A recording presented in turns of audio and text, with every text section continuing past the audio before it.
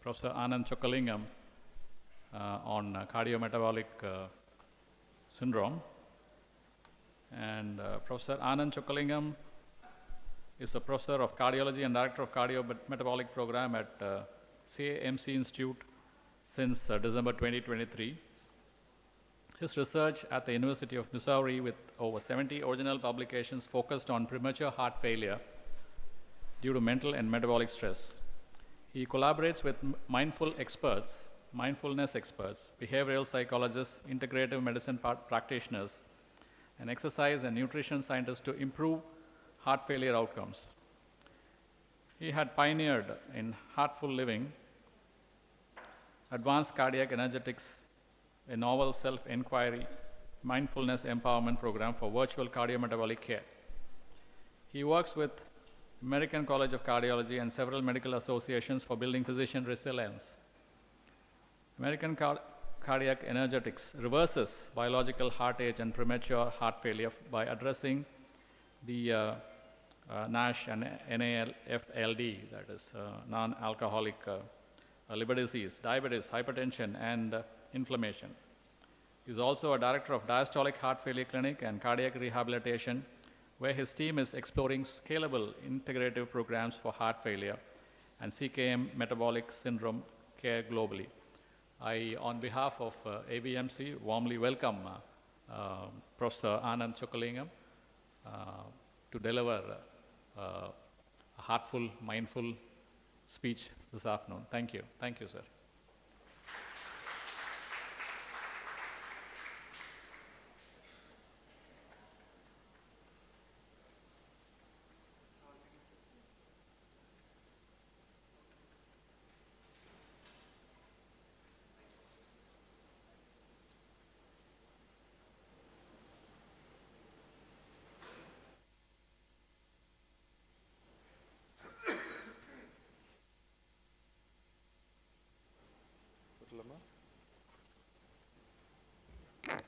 Thanks so much, sir, for this kind introduction.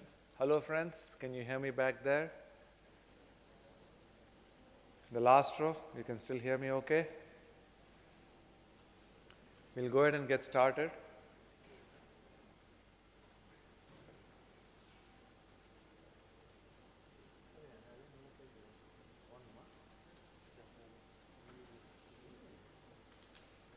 If you can hear me fine from back there, we can continue, or I can put on this too, whatever you suggest.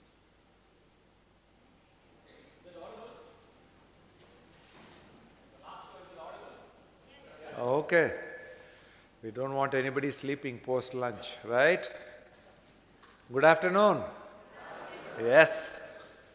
So, today we are going to do 2 or 3 things with magic. We are going to learn that magic is possible. We're going to see magic happen. And the best part of today's discussion is I'm going to show you how it is done. So I want to inspire doctors to think outside the evidence-based Western medical system. We can do way better than that. It took me 20 years to say what I just said, but thanks to so many patients who have taught me medicine, cardiology, and mindfulness, today I'm able to come to you to hopefully inspire young minds to work in this integrative direction.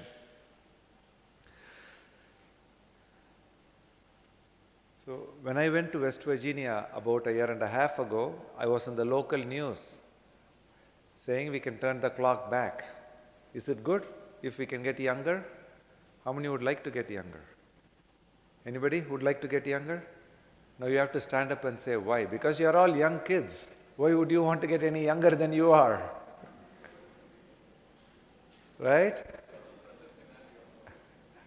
So who raised your hand? Why would you want to get younger? What is the hope? What is the ideal age to be forever young? We don't know the ideal age, right? As we were growing, I wanted to get older and mature. And suddenly I reached a point, I don't know which point, then I wanted to be younger. Life is always wanting, but I'm a cardiologist, so I deal with people who are dealing with a lot of heart issues and metabolic problems. They are getting closer and closer to losing their life. So if we can turn their clock back, it is not only quality of life, it actually gives them years of life back. So this is West Virginia. You see it color-coded yellow, not to highlight the state, but because it is the heaviest state in the United States, 50 states, heaviest state. And it is a rugged mountainous territory, so it's hard to reach everybody, and a lot of socioeconomic challenges also. So this is what we are trying to deliver in this community. An integrative approach where the cardiologist is just one more piece of the bigger puzzle. We need mid-levels, medical assistants, we need technology, we need the right medicines and procedures to give an ongoing improvement in clinical outcomes.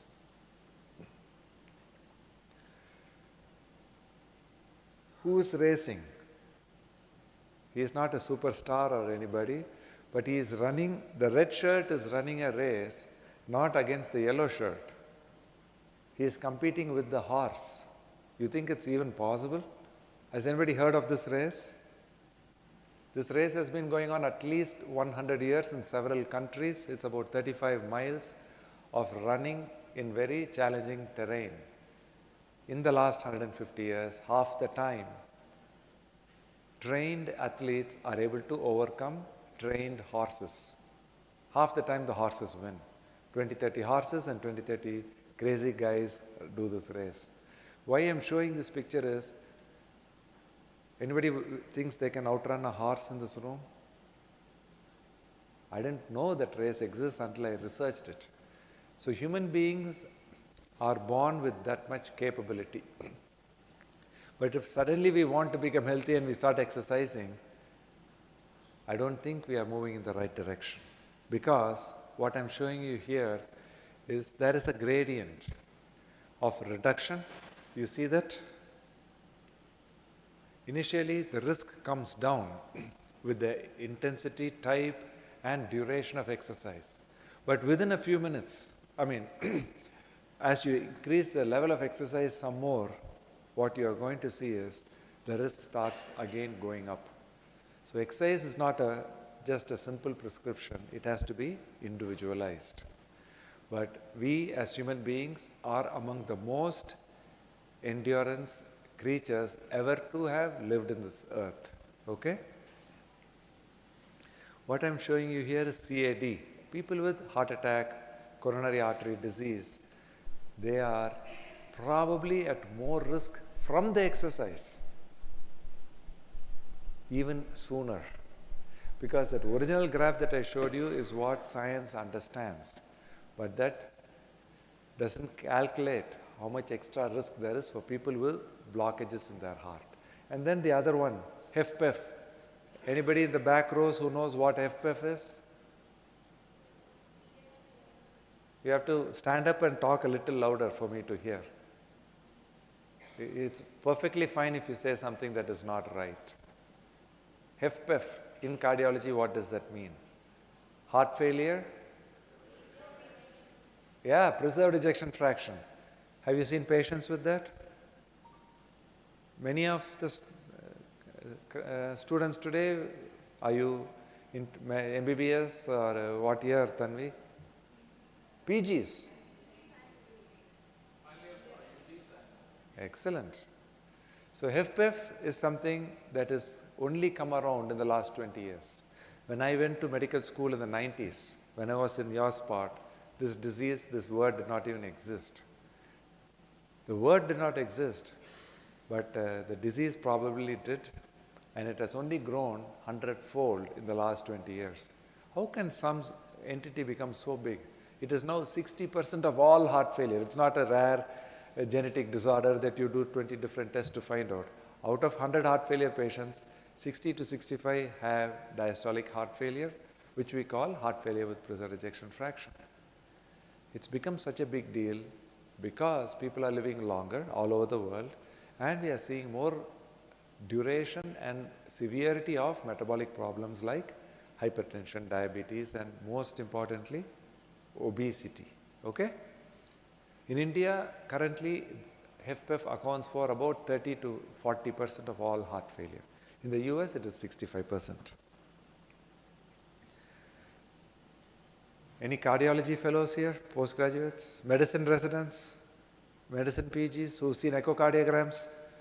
What does this look like? It's a bad echocardiogram to have. Apical four-chamber view showing the heart plus what else? You're seeing a black space around the heart. What is that space? Cardiac fluid. In a patient who is short of breath, borderline blood pressures, admitted with heart failure type symptoms, this fluid means large pericardial effusion with cardiac tamponade. So this is what we want to discuss with the critical care team here, how our programs can make an impact, life-saving impact in people like this. If this happens in 99.9% of people, the immediate treatment is call the cardiologist, take the patient to the cath lab, put a needle, this fluid is gone, blood pressure improves. Sometimes we have to take the patient to the operating room and do a pericardial window. The fluid again is taken care of surgically. So the fluid has to be addressed right away.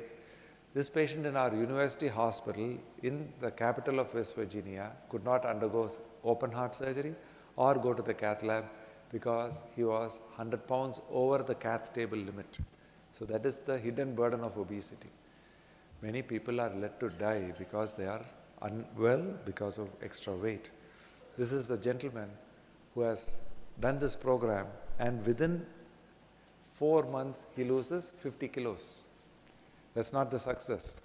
Within 4 days, this pericardial effusion resolved. So we took this story to American College of Cardiology and presented it as a highlight presentation for the first-in-man report of acute cardiac emergency responding to our integrative approach.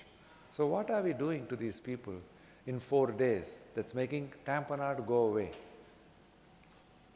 We are connecting them with positive psychology, with their own, stress reduction and mindfulness practice. And we target natural ketosis. We are only now starting to scratch the surface on how powerful this ketosis can be.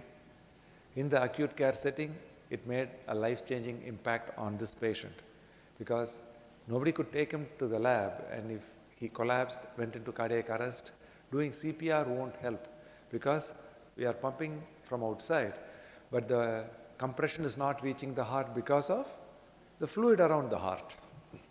So we saved his life through advanced cardiac energetics. This gentleman went to 5 different hospitals.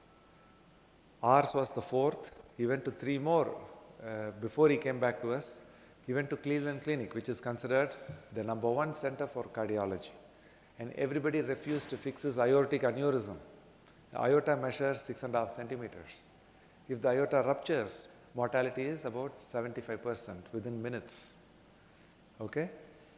But it is not yet ruptured, and nobody would operate on him because he's been in a wheelchair for the last several years. His normal BMI is what? Anybody remembers? Body mass index? Louder answer. 25, right? For him it was 70 in his 60s. So no surgeon, even at Cleveland Clinic, could operate on him. So we gave him our program. Within 1 year, I said he'll be operated. He outdid the expectations. Within 4 months, he became so fit that we operated on him in the 5th month, and we have published this at JACC, which is the most prestigious cardiology journal. Again, this is the first-in-man report of advanced cardiac energetics, making somebody who's inoperable a surgical candidate and getting the surgery successfully done. How do we do this? We use technology to monitor people at home, and we use semaglutide and tirzepatide as our guidance. Have you heard of those names? Ozempic, Manjaro, anybody? Lift your hands if you have. Ozempic, you've heard that name? So these 2 drugs have become game changers. Throughout the world, people are lining up for these injections to lose weight or to control diabetes or to look younger than their neighbor, whatever reason. But for cardiologists, this has become the biggest challenge, is to optimize life, because already the heart has failed in heart failure patients, HFpEF patients. To give them a chance to continue living, we try to get these medicines. The challenge is getting these medicines. Even in the US, where patients have insurance, when we prescribe these medicines, 9 out of 10 times patients are not getting it. Because the copay, which is like 5%, is too much for many of the patients. This is the real world. Okay? But the evidence is these drugs work. This is a heart age calculator that has been around actually for 20 years. And it uses only metabolic parameters. Can you see from back there what I'm trying to show you here? Age, weight, blood pressure, do you smoke, are you diabetic? That's all. That's all we need to find a person's actual longevity from today's standpoint. So this works for people between the age of 30 and 70. If you have already had a stroke or heart attack, we don't use this calculator because the risk gets too high. And this gives about 5, 10, 15 years acceleration to most of the general community. Okay? Most people have biological age which is about 10 years older than it should be. Any questions so far? I think it's become too much of a monologue. We need to wake up the people in the back rows especially. Because I used to live in the back rows, go to sleep, especially after lunch. So far, you are with me? If you ask one question, then I'll know you are definitely with me. Somebody wants to stand up and ask anything related to what I might be able to answer.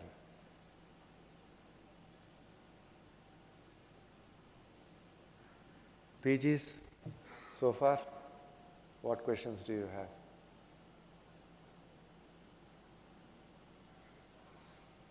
Smooth sailing so far. We'll keep going. And then we'll be done soon. And I won't know what you liked, what you didn't like.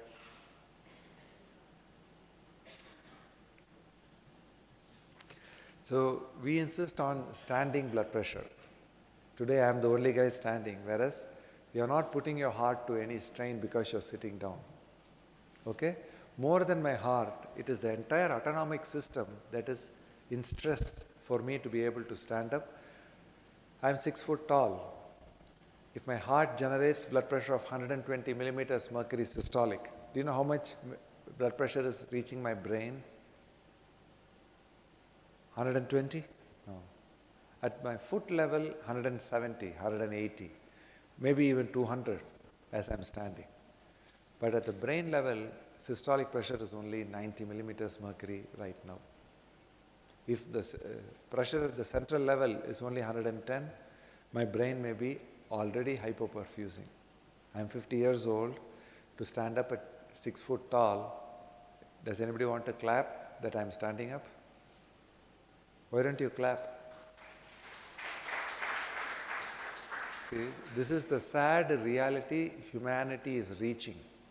To stand up, it took us 100 million years of evolution. But that freedom to stand up, many people have lost. It's happened in the US, it is starting to happen in India. People think they are getting old or deconditioned and they ask for a wheelchair. People are afraid to stand up. They are on 3 medicines, 4 medicines for blood pressure, 2 medicines for heart failure. Standing up becomes near impossible for many people. Okay? So today you clapped. From tomorrow, you clap for no reason, right? Just because you wanted to be courteous to a guest speaker. But from tomorrow, at Vinayaga, I request you to ask all your patients to stand up to measure blood pressure. We made a mistake 200 years ago by asking everybody to sit down, breathe, relax, go into yoga, go into trance, meditation, then check blood pressure. If your motorbike or car makes some noise, will you stop it and ask the mechanic to fix it, or will you take him along and show him where the noise is coming? So the problem for heart, for the blood pressure is only when we are standing. Blood pressure is a challenge that manifests when standing. So check the blood pressure when your patients are standing. Okay? Will you remember to do that? Same way, weight and heart age, we'll not go into too much details, But it's a very simple metric. Based on BMI plus age, we say this is your weight age. Heart age, I just showed you the calculator. And then this is all at entry level. When people come into our office, we know their blood pressure, we know their weight age, heart age. And then this ABA calculator was published by Mayo Clinic, which is the Center for Diastolic Heart Failure. HFpEF was first described at Mayo Clinic 20 years ago. The same investigators are thought leaders. They talked about ABA, age, BMI, and atrial fibrillation. Just based on these three criteria, they're able to project the probability of diastolic heart failure. Okay? So that is what is the best metric so far. And our weight age gives the same thing without factoring in atrial fibrillation. So we've been at it now for 20 years. Mayo Clinic is now catching on with what we are comfortable labeling as obesity-related premature diastolic heart failure. That's what we've been talking about. What is heart failure? Trouble breathing, fluid backing up in the lungs, fluid backing up in the legs, and requirement for diuretics, Lasix. That's all is heart failure, okay? In simple terms. So if the heart fails because of alcohol or coronary events and bypass surgery and the ejection fraction is 20%, that's what we trained in over the last 50 years. But in the last 1 or 2 decades, what we are recognizing is about half the people with this clinical heart failure have ejection fraction that is normal, 55, 60, 65 ejection fraction. So that is what, when it happens at a younger age because of metabolic problems, we call it premature diastolic heart failure secondary to obesity. Okay? This is how we make people younger. Looking at their medical, social, genetic makeup. And this takes quite a bit of involved interaction with the patient, so much testing. This is how it looks in the real world. You can see this 34-year-old girl who has come to the cardiology clinic for 10 years, for high blood pressure needing 3 medicines, for angina needing 2 medicines, depression, anxiety, PTSD. Her heart, what do you think is her age? 63. A 63-year-old heart in a 33, 34-year-old girl who has three teenage children to take care of. She works in our hospital as a clerk. She's in tears when I tell her your heart is getting older very fast. She says, "Doctor, how do you make me healthier?"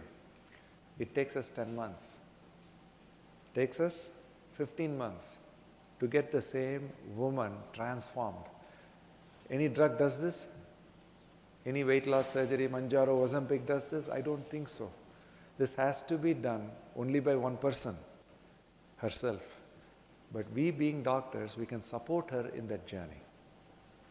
And we can give her the right evidence-based guidance so that she will move safely towards better health. Okay? Her heart of 63 is now down to 30 years of age. She is now 35. So she's actually younger than her chronological age. She deserves your hand, not me. Do you want to clap for her?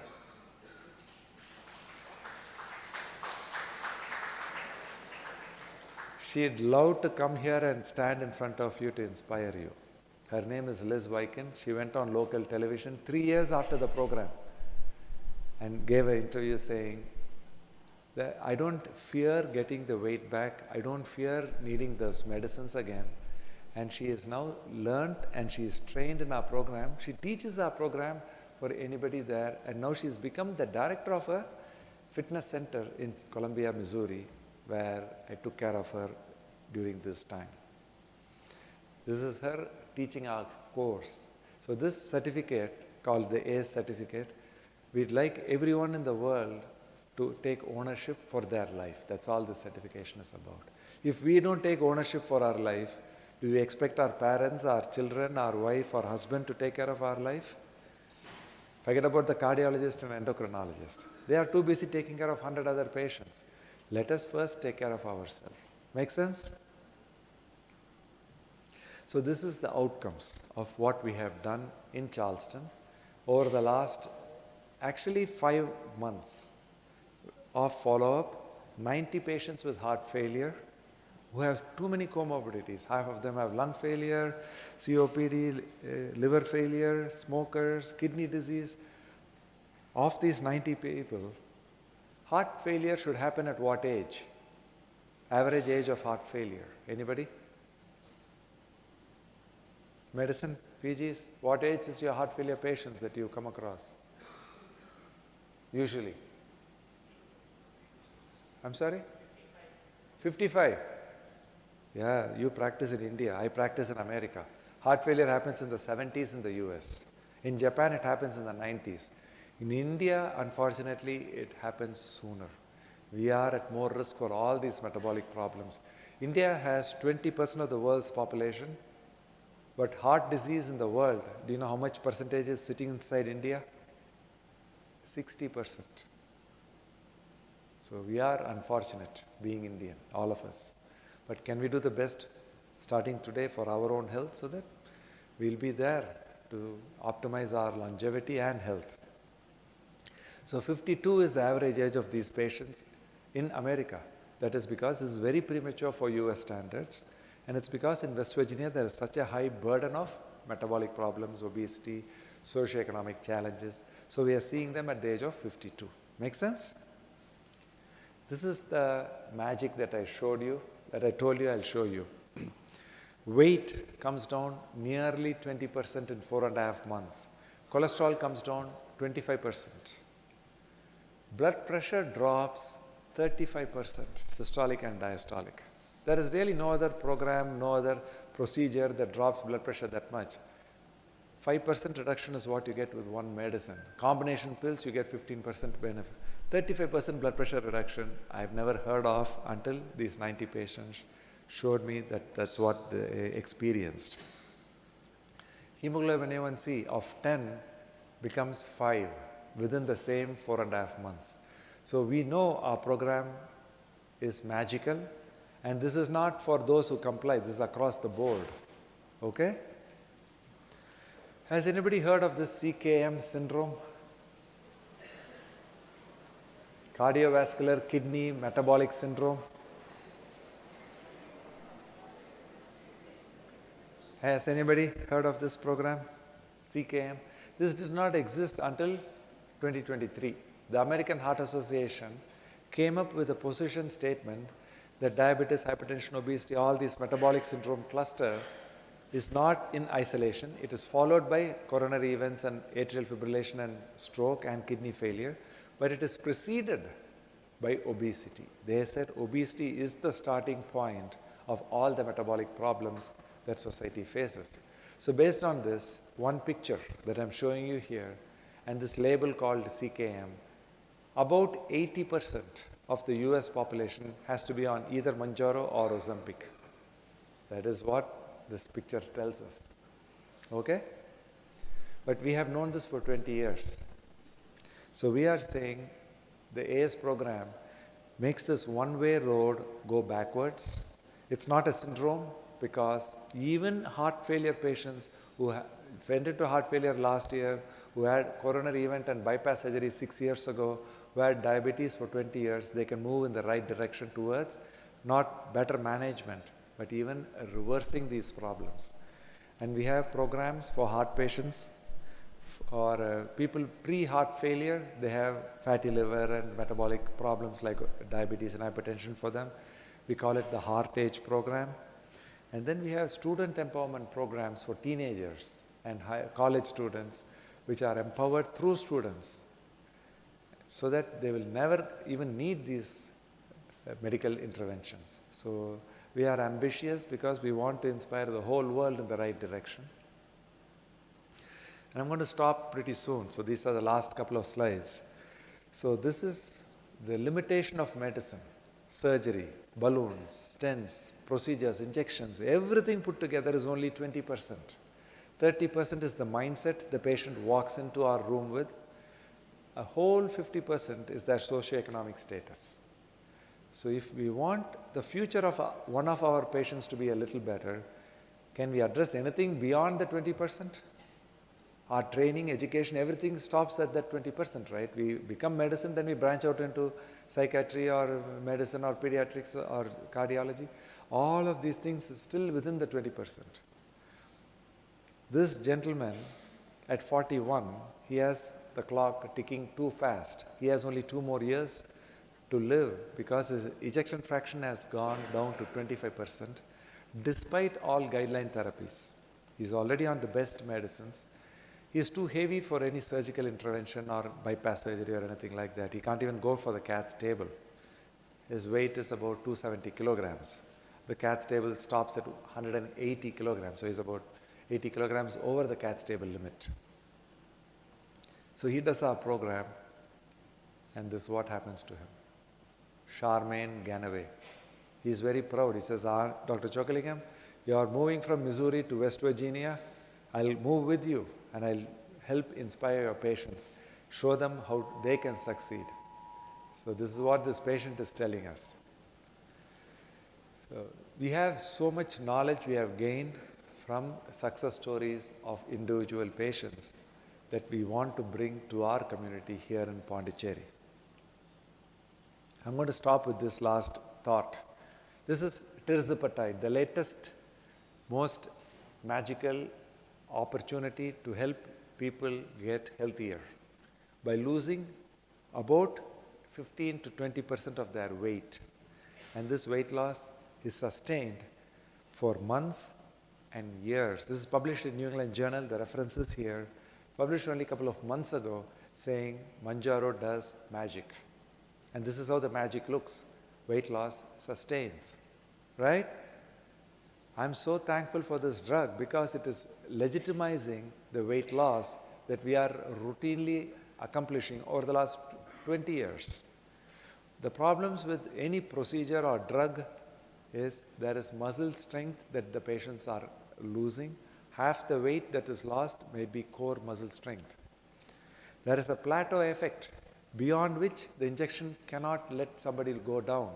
So something else has to happen on top of the injections. And that something else is what these 3 medical providers are trying to search. So that's what they're coming to us for. They are already on maximal Mounjaro. They've already achieved some weight loss. They want to lose more weight and get more healthy. And then once you stop the injection, whatever weight loss will go away. The weight will regain. So these are the real world problems our society is facing. So I worked with this team for the last 20 years to learn how we can approach this in integrative fashion to actually deliver care for people on Mounjaro, on Ozempic, who already had 2, 3 weight loss surgeries and who are dealing with cardiometabolic challenges that are limiting their quality of life and reducing their lifespan. So this is the program that took me 20 years to confidently say, yes, we can make you healthier and younger at no risk. So what I'm showing you here right in the middle is Dean Ornish. Have you heard of Dean Ornish, anybody? He's an internal medicine physician who taught cardiologists that atherosclerosis can reverse. He did this work 20, 30 years ago, and his program became the intense cardiac rehab program across the United States because he took care of Bill Clinton when he was the president. So this program has been in our institute for the last 15 to 20 years. To his right is Denise Chartas, who is the head of our cardiac rehab program in Charleston. So when I went and met her 15 years later, she said, don't bring wellness to us. We are the experts. We are in Charleston, the capital of obesity and metabolic problems. And Dean Ornish has personally taught us how to do intense rehab. And I asked her, forget about all your patients. How old is your heart? She's actually 60 years old, but her heart is 72 years old. So she teaches mindfulness, diet, exercise to thousands of patients. She runs the program. And her heart, despite Dean Ornish's intense effort, is 12 years older. So I told her, you do our program. Within 6 months, she did the Heart Age program, and she's turned 10 years younger in less than 6 months. So what does that mean to me? She has now become the head of our virtual home-based cardiac resilience program in Charleston.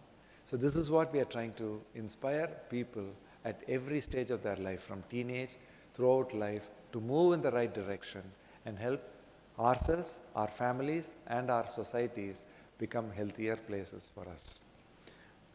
This is my colleague, professor of heart surgery, cardiothoracic surgeon, who retired at the age of 56 because he was too tired, fatigued.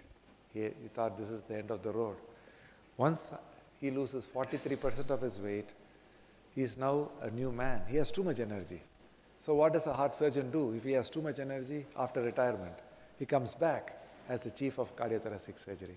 So if somebody in mid-Missouri needs open heart surgery, him and his team are ready to help.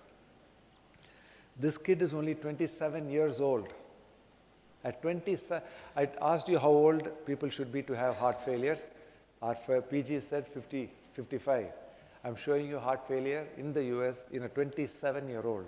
So I told you we use a metric called BMI and age. For him, his BMI was only 72 at the age of 27.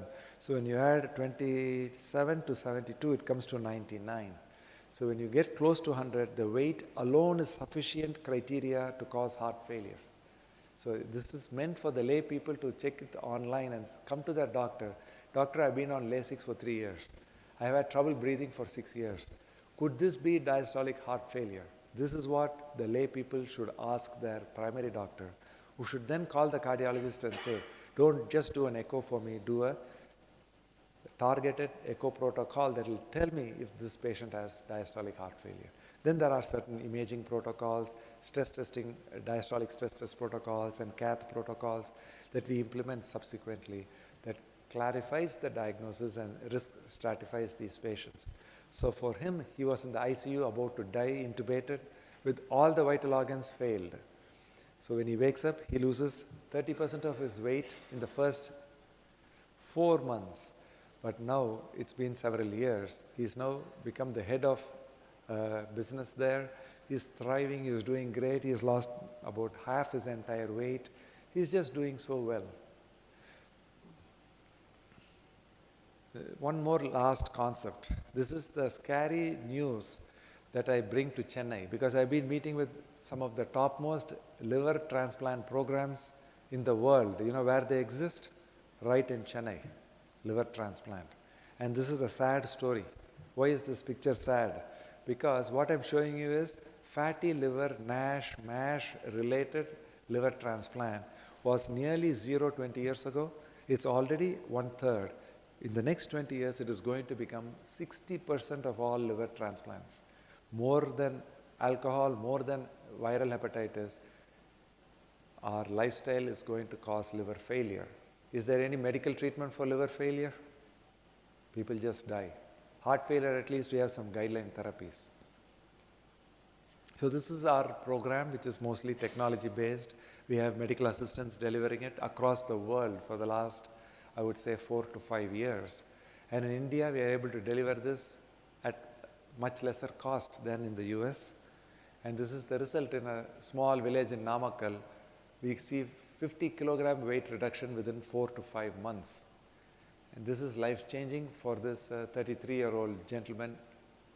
This is our actual center in Charleston, West Virginia, where we work with a multidisciplinary team to deliver these outcomes. And I'll stop here to see what we can discuss and move forward with. Thanks so much for this opportunity to meet some amazing minds. Thank you.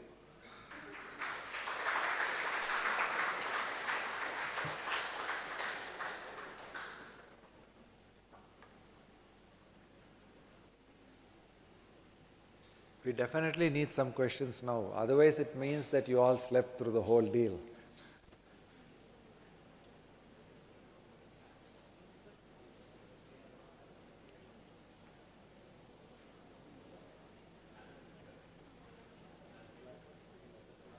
Only the last 3 rows can ask questions.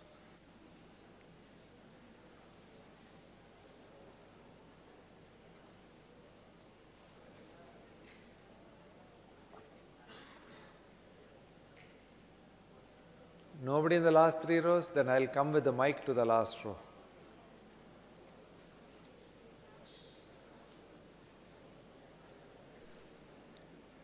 If nobody asks questions, I'm going to turn the lights and start from the first slide again. Anybody ready for that? Some questions, some interaction. Any row, anybody can ask.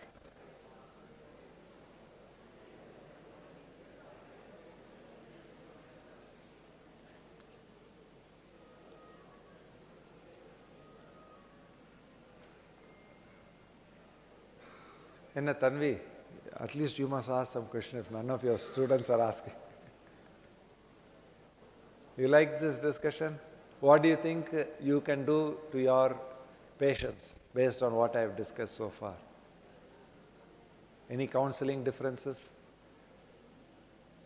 Will you ask your patients how old they are and just go away with what number they tell you based on their birth certificate, or will you try to probe little further to find out their actual biological heart metabolic age? It's very simple. I showed you how you can calculate it, but it takes time. Everything takes another 30 seconds. But finding it is one thing, then telling the patient, counseling it right, all that we have to be a little nuanced. We can't just like that say, hello, you're 46 years old, but your heart is 70. It's not easy to tell a patient like that. So we have to become more bedside skills we have to learn so that we do it right. I would love to have some questions.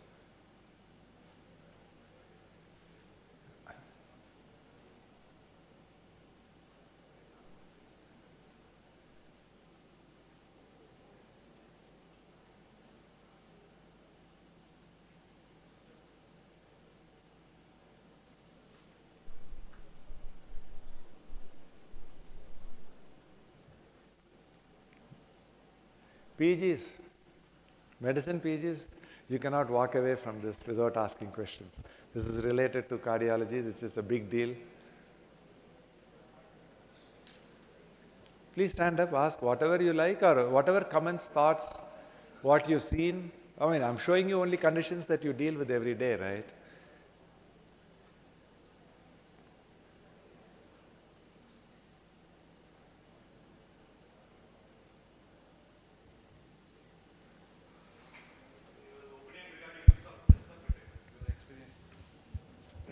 So the question was, tirzepatide, Mounjaro, what do I think about it? Till today, I've been lucky enough not to prescribe it to any of my patients. But many of my patients are already on it. And I don't have an opinion one way or the other about it. But inside, I'm very happy that this drug is showing so much is possible. Because 10 years ago, 15 years ago, weight was considered as like height. Somebody's height is this, somebody's weight is also whatever it is. With that, we have to do whatever we can to help the heart or the kidney or whatever. But this drug said weight can be improved. So that's why I'm very happy that the drug has done what it can. But my reason for not prescribing it all the time is because my fear is really in a heart failure patient, if I use the injection and the patient loses more weight, what if and when the patient stops the injection and the weight regains, he'll be in worse trouble. So that's why I'm reluctant. But I've referred a few of my patients in the last 3 months to the obesity clinic to go and get this prescribed and monitored and tracked because I don't have the time to do all that. I don't think it's a bad injection. It's a very good injection, can make a lot of difference in some people. And I genuinely believe our approach, the AS program, can give a even broader benefit for a broader community. So that's why I don't use it on a regular basis. But I'm happy that these drugs are changing how not only the people, but also how doctors look at their diseases. Cardiologists look at heart failure. Gastroenterologists look at fatty liver. Nephrologists look at CKD. All of the specialists are, even orthopedicians who look at knee procedures, surgeries, they are looking at their patients in a different view because these drugs are changing everybody's game.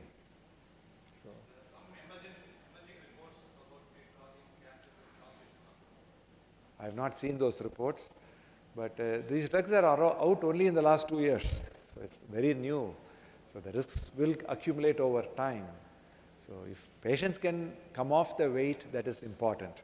But if we assume these drugs are doing something much more than weight loss, I am not buying that yet. So if we can achieve that weight loss, in an integrative, holistic approach and sustain that weight loss, that is priceless. If they can do it on their own, if they can do it with our support, with the support of medicines or surgery, it doesn't matter. The weight loss towards optimal weight removes excess inflammation in the system. That is what makes people biologically younger. So, make sense? Excellent. Thanks for that question. The only question so far.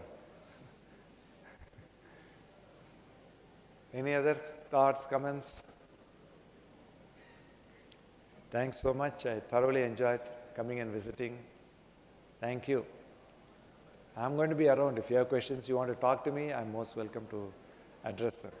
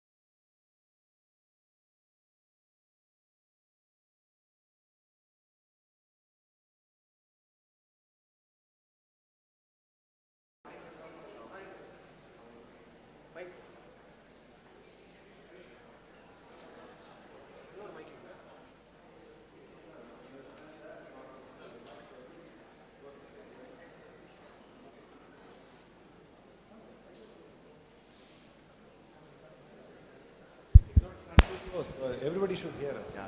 Go there, yeah. So I'm Dr. Sellu Pravin, first year general medicine PG, sir. As Sarah has asked about the tirzepatide regarding the usage in obesity and weight loss, sir. And I've read some articles like there is a rapid rebound phenomenon, whether immediately if we stop the drug, the weight gain has been more. So how we can use the drug effectively in obesity for a long-term process in a weight reduction can be done in a slow way, like by preventing that. Yeah, we should give him a big hand for this. See, this drug takes so many years, decades to develop. To bring them to market and show that picture that I showed you, they have spent millions of dollars on the few hundred patients to show that the drug allows weight loss. But his question is real world. In a study inside this room, inside controlled environment, it succeeds. But if you allow everybody to prescribe, the real world people to take these injections, what happens? That data will come out in the real world. It will come out as, because throughout the world we have more and more health information. So this data will be available only after 2 or 3 years. But his fear is once you stop these injections, for whatever reason, is there a significant weight rebound? The graph shows most of the weight comes back, but many, many people have a rebound which goes even beyond. The weight regain is so high. In 20, 30, 40-year-olds who have other problems, it might mean that whatever better looks they had went away and they again have the joint pain and trouble breathing. But for heart failure patients, withdrawing these medicines and regaining weight can be life-threatening. So these risks are there, and the compliance with Mounjaro and Ozempic is at 7 months. So if you give it free of cost inside a research study, even then they are not going to comply.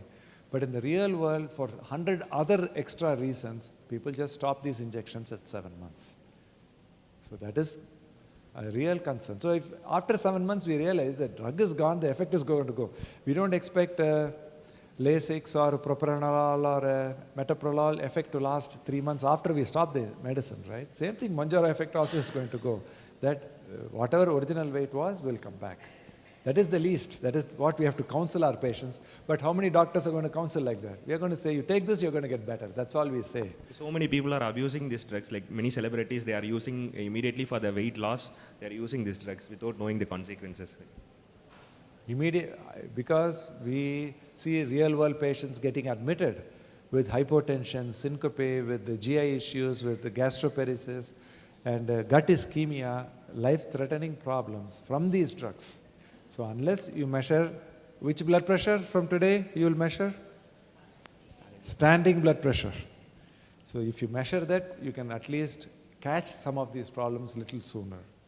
But if I want to talk about this one drug, I'll take all day, but I hope I answered some of the questions. Definitely, sir. Thank you so much, sir. Sir, I am Rohin Mehta, General Medicine first year PG. Sir, you explained about the exercise just now. Like it will increase the risk in few patients like CAD and heart failure also. So how will you define, how will you explain the patients to particularly which patient is doing what kind of exercise?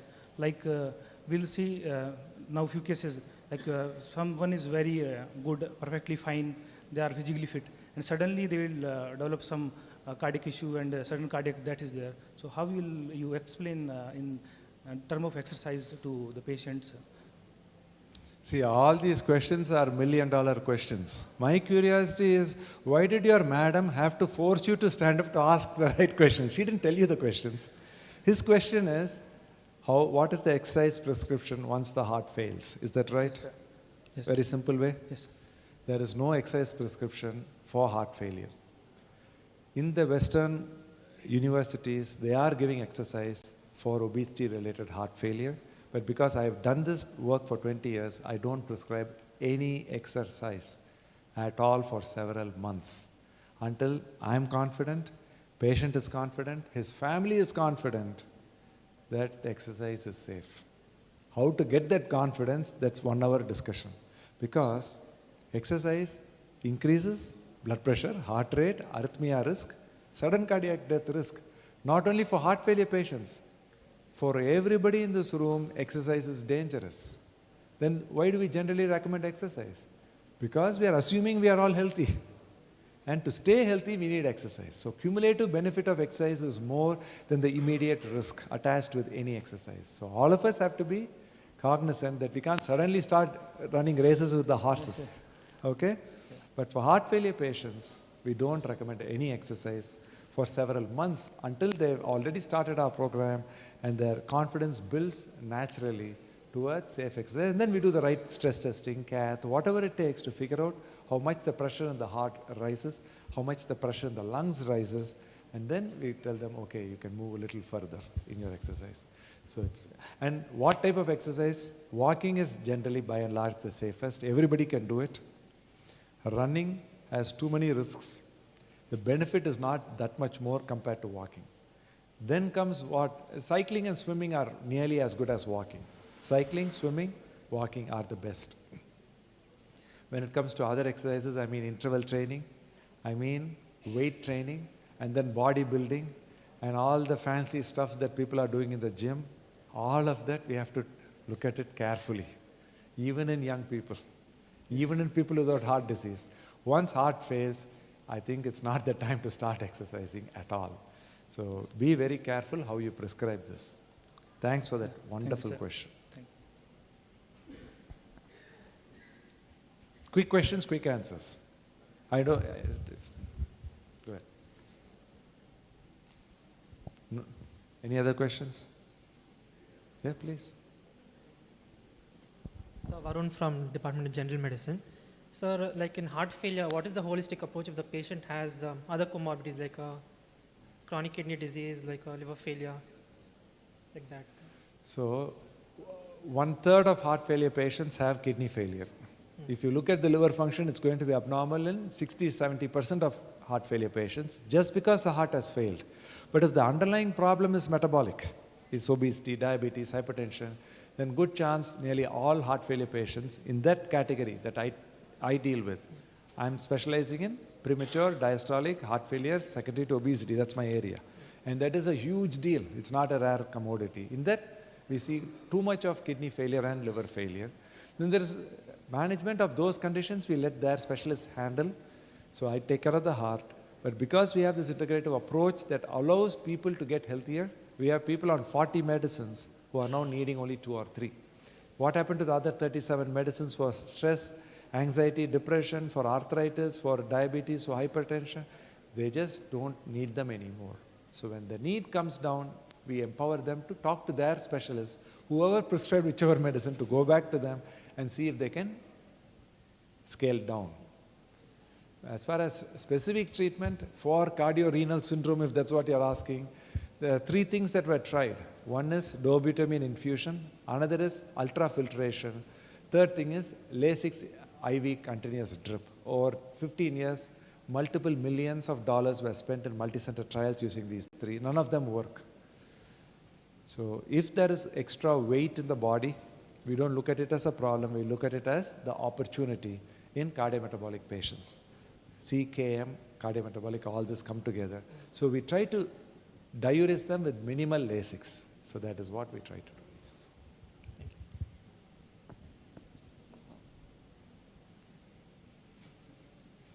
sir. Anything else, madam? Excellent. Thanks so much. Yes, sir. Now we have to clap because you are asking a question without anybody forcing you to ask the question. Please stand up, please.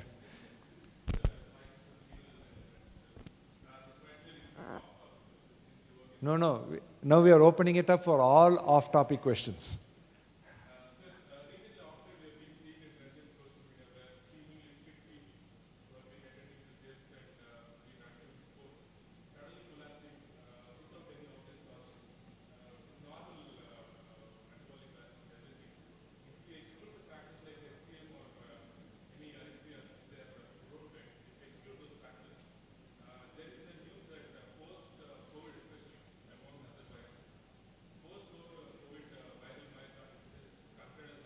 Why don't you give him the mic?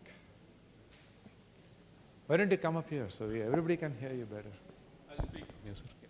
So it's said that one of the reasons why people are collapsing, especially in India, I think you're aware how bad the COVID has hit India in the first and second wave. Even after complete recovery in young patients, it's been said that post-viral myocarditis is one of the reasons why people are having sudden MI. In young and fit people. What's your opinion about this? If you think it has got some causal relationship to it, is there any way young people or even interested people can find out if they are prone to it? How can we save ourselves from that? Excellent question, and Thank I don't know the actual answer. Okay? But my opinion is, I'm Indian, although I live in the US. So as soon as the pandemic started, I had chest pain. I did a CT coronary angiogram on myself in 2020. I wanted to be sure I was okay. Being a cardiologist, seeing this every day. Now 2 months ago, I played tennis. During tennis, I don't have pain, but otherwise I have little tightness. So I did my second CT coronary angiogram within 5 years. Although I'm not diabetic or hypertensive, because that might be our only chance to make sure our atherosclerosis risk is low. Even after my angiogram being completely normal 2 months ago, today I can collapse and lose my life. That is the reality for any human being. Car comes with 50,000 kilometers, 5-year warranty. How many of us came with warranty? None of us. So every month I can do CT angiogram and still not catch it when it happens. Atherosclerosis is not a gradual progress alone. Immediate thrombosis can cause acute event that can trigger ventricular tachycardia, VFib arrest. Even without plaque rupture and coronary occlusion, there might be electrical foci and channelopathies that cause ventricular arrhythmias. Mental stress can cause. Have you heard of Takotsubo stress cardiomyopathy? Anybody? Nobody back there? Why half? So you've not heard enough about it. So I spent 15 years talking about Takotsubo all over the world because I was very fascinated by it. Last 5 years I don't talk about Takotsubo because Takotsubo stress, mental stress can make the heart suddenly weak. If for me standing up in front of all of you is stressful, my heart may already be weak inside. But because I've been teaching for 20 years, unlikely that today I was stressed. Make sense? But if somebody is suddenly put in a stressful situation, the heart can become weak and stop. This has been described for thousands of years all over in literature. But because we have echocardiograms for the last 30, 40 years, we've seen it as the apical ballooning syndrome. So there are so many reasons, it's only hypothetical, why cinema stars and celebrities and athletes suddenly drop dead. Yes. I mean, sometimes we don't know. And does COVID play a role? I definitely believe it does. Because across the board, coronary events, atrial fibrillation, heart failure, all these are cardiac problems. They've doubled in the community post-COVID. So that tells me that sudden cardiac death also is going to be significantly more. And in India, why does it happen in younger people? That is a question that nobody has so far answered. We've been looking at it, but I guess it's hard to find out. Genetically, we are more predisposed to accelerated atherosclerosis. That's all I can say. But what are the mechanisms beyond genes and lifestyle stress? Mental stress is much higher because of academic and social pressures in India compared to Western world. I don't know if that is some of the explanations. So it's hard to say what all are the underlying reasons. COVID has made it even harder for our people to cross their 40th birthday. So any Indian above 40, shake hands, wish them well for being alive. That is what the reality is currently. So exercise, Thank you. in this viewpoint, exercise becomes even more dangerous. So first, get the patients to go through the right testing, to be confident their heart is good. I love to play tennis. Because my CT angiogram looked fine again 2 months ago, yesterday I played tennis. Exactly. Otherwise, sports is also a risk. Because practically it is difficult for everyone to go through a CT angiogram and make sure that their coronaries are good. So I was thinking whether you have any insights like that. Yes. So there's no simple answer, but the appropriate testing for Indians especially is, I believe, CT coronary angiogram. To be genuinely sure there is no occlusive lesion, there is no calcium, and there is no soft plaque. So 3 levels we can exclude. And that gives as reasonable a confidence as we can get. Sure. Thank you, sir. COVID is one thing. COVID vaccine is another thing. Yeah, even regarding that, there has been. Yes, sir. I agree. Thank you, sir. Excellent question.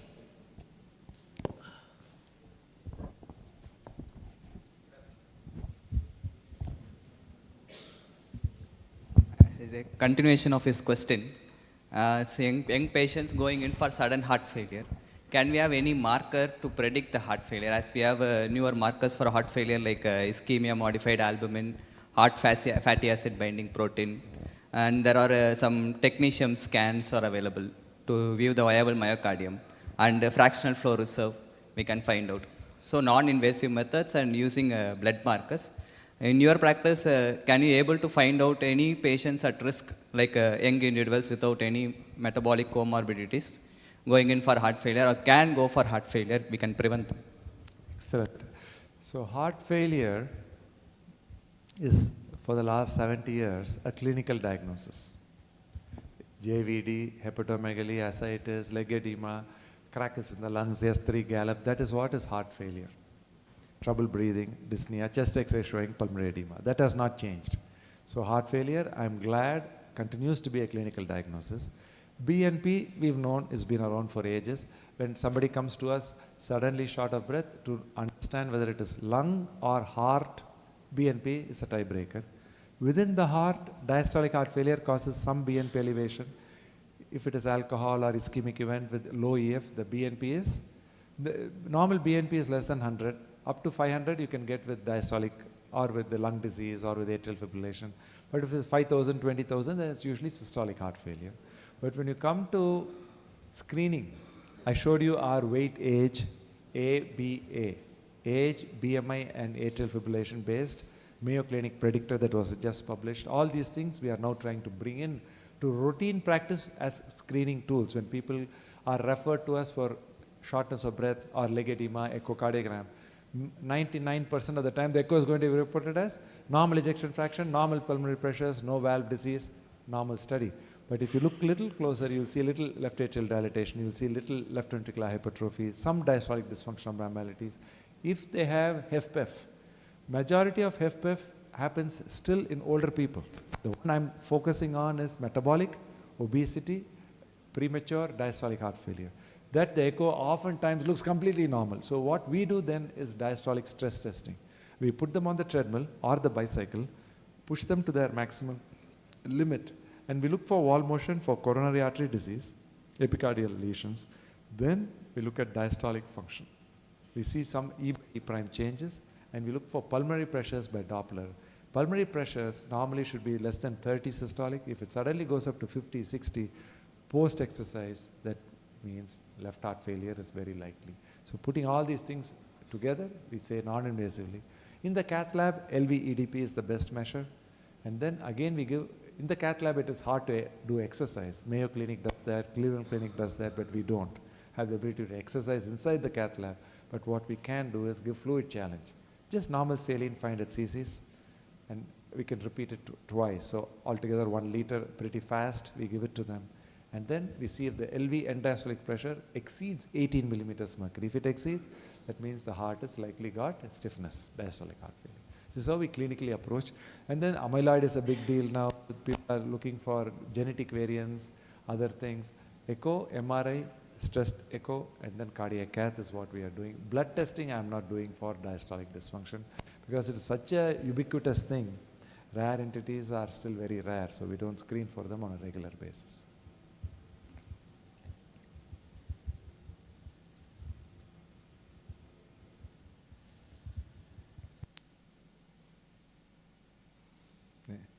Last rows, you have to prove that you are also awake.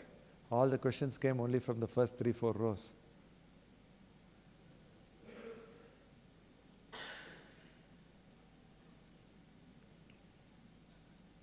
Excellent.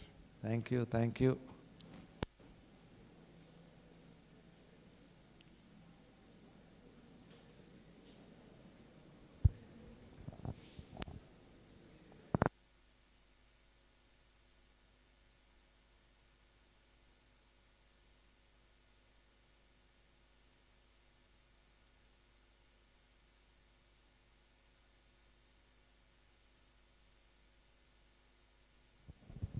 Thank you, sir, for your wonderful lecture. It was eye-opening on cardiometabolic awareness.